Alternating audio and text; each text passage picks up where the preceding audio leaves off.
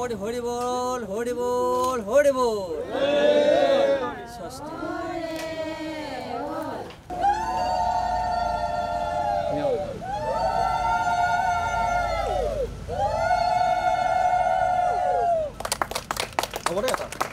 মই এগৰাকী ইছলামধৰ্মী মহিলা নাহাৰুন্নেছা মোৰ নাম অৱসৰপ্ৰাপ্ত শিক্ষয়িত্ৰী মই এই ৰাস্তাটোৰে সদায় অহা যোৱা কৰোঁতে মই এই মন্দিৰটো সদায় প্ৰত্যক্ষ কৰোঁ আৰু মোৰ মনত এটা শ্ৰদ্ধাভাৱ জাগি উঠিল কাৰণ মন্দিৰটোৰ ওপৰৰ অংশটো বহুত বেয়াকৈ উৱলি গৈছিল আৰু মোৰ মনটোত এনেকুৱা এটা শ্ৰদ্ধাভাৱ জাগিলে আৰু হয়তো অন্তৰেৰে মই শিৱ বাবাৰ প্ৰতি মোৰ আকৰ্ষণো আছে আৰু সেইকাৰণে মই ভাবিলোঁ যে এই মন্দিৰটোত অন্তৰৰ যিখিনি আশা যিখিনি মই শ্ৰদ্ধা ভাবিছোঁ সেইখিনি মই কিবা এটা দি মই মোৰ মনৰ আশাটো পূৰা কৰোঁ সেইকাৰণে মই ভাবিলোঁ ইয়াতে 3 পাতখিনিকে মই দিওঁ যদিও বহুত বেছি দিব পৰা নাই তথাপি 3 পাতখিনি যিখিনি প্ৰয়োজন বুলি তেওঁলোকে জনাইছে মন্দিৰ কমিটিয়ে সেইখিনি মই আগবঢ়ালোঁ আৰু মই নথৈ সুখী হৈছোঁ এই অঞ্চলৰ যিসকল বাসিন্দা আছে তেওঁলোকে আমাক বহুত আদৰ সন্মান কৰিছে আৰু যিখিনি আদৰ সন্মান পাইছোঁ এয়া আমাৰ কাৰণে এটা উৎসাহপূৰ্বক কাম হৈছে আৰু ভৱিষ্যতেও আমি এনেকুৱা ধৰণৰ কাম কৰি যাম কাৰণ আমাৰ মাজত হিন্দু মুছলিম বুলি কোনো ধৰণৰ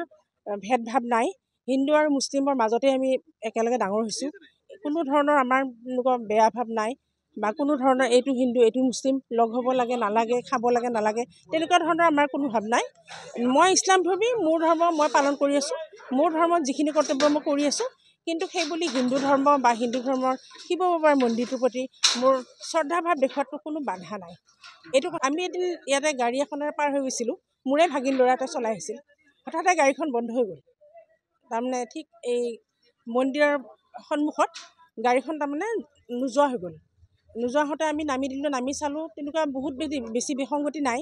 অলপ তেল চেল আনি ভৰালে তাৰপিছতে গাড়ীখন কোনো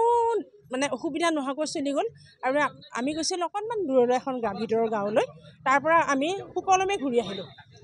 তাৰপিছতো আকৌ কিছুদিন পিছত মোৰ স্বামী ইয়াতে অসুখত ভুগিছিলে তেতিয়া আগবাঢ়োতে মই অকণমান সামান্য কিবা আগবঢ়াইছোঁ দান পাত্ৰত তাৰপিছত গৈছোঁ আমি সুকলমে যেনেকুৱা যি ঠাইত গৈছোঁ যি ডক্টৰ বিচাৰিছোঁ পাইছোঁ যেনেকুৱা চিকিৎসা আৰু তাৰপিছতে এওঁ আজি এই সুস্থ শৰীৰে মোৰ ওচৰত থিয় হৈ আছে গতিকে আৰু কি ক'ম এয়া হয়তো মোৰ আল্লাহৰ ফালৰ পৰাও দান আৰু লগতে মই শিৱ বাবাৰ বহুতখিনি মই মানিছোঁ বিশ্বাস কৰিছোঁ আৰু তেখেতৰ পৰা ভৱিষ্যতেও এনেকুৱা দয়া পাই থাকিম বুলি বহুত আশা কৰিছোঁ আৰু সেইকাৰণে কোনো স্বাৰ্থ নোহোৱাকৈ নিস্বাৰ্থভাৱে মই কোনো ৰাজনীতিৰ মানুহ নহয় বা কোনো আমি সাধাৰণ মানুহ ভুগি খাটি খোৱা মানুহ তথাপি তাৰমানে যিখিনি পাৰিছোঁ মোৰ সাধ্যক্ৰমে মই এইখিনি দিন আগবঢ়াইছোঁ আৰু এনেকৈ ৰাইজে যদি এই মন্দিৰটোলৈ কিবা অকণমান অৰিহণা দিয়ে তেতিয়াহ'লে আমি বহুত সুখী হ'ম নথৈ সুখী হ'ম শিৱ মন্দিৰ প্ৰাংগণত আমাৰ উপস্থিত সমূহ ৰাইজ আজি আমি ইয়াত উপস্থিত হৈছোঁহি মুছলিম সম্প্ৰদায়ৰ ব্যক্তি নেহৰুন্নেছা বাইদেৱে আমাৰ এই শিৱ মন্দিৰটিলৈ গোটেইখিনি টিং আগবঢ়াইছে দান দিছে আমি সেই দানটো আমাৰ বইনাওজা চুবুৰীয়ে সাদৰে গ্ৰহণ কৰিছোঁ আৰু টকুনাগুৰি পৰিচালনা সমিতিয়ে তাক গ্ৰহণ কৰি আজি এই অনুষ্ঠানটো আমি অনুচুবীয়াকৈ অনুষ্ঠিত কৰিছোঁ তেওঁ মুছলিম আমি হিন্দু এই মুছলিম আৰু হিন্দুৰ যে ভেদাভেদ নাই সেই কথাটো আজি স্পষ্টকৈ প্ৰকাশ পাইছে আৰু আমাৰ এই অঞ্চলত আমাৰ হাইৱেটোৰ দক্ষিণে মুছলিম উত্তৰে আমাৰ হিন্দু আজি পূৰ্বপুৰুষৰ পৰা আমি ইয়াত ঐক্যভাৱে সকলো কাজতেই যিকোনো কাজতেই হওক যিকোনো কৰ্মতেই হওক হাই কাজিয়াই হওক আমি সদায় একত্ৰিতভাৱে মাৰ দি থিয় হৈ আছোঁ কোনো আমাৰ মাজত ভেদাভেদ নাই যদিও ৰাজনৈতিকভাৱে কেতিয়াবা কিবা হয় তথাপিতো আমাৰ এই মুছলিম আৰু হিন্দুৰ যি আমাৰ যুৱচাম সেই যুৱচামে লগ হৈ আলোচনা কৰি এইবিলাক আমি মীমাংসা কৰোঁ আৰু আজি যিটো দিলে এইটো এটা ভাতৃত্ব আৰু ঐক্যবোধৰ পৰিচয় এনেকুৱা আমাৰ ওচৰ চুবুৰীয়াৰ পৰাও আমি পাই আহিছোঁ আৰু বাইদেউলৈ আমাৰ বিশেষভাৱে ধন্যবাদ থাকিলে আজি এই নৱপ্ৰজন্মক তেওঁ যি আদৰ্শ দেখুৱালে তাৰ বাবে এনেধৰণে যাতে আমাৰ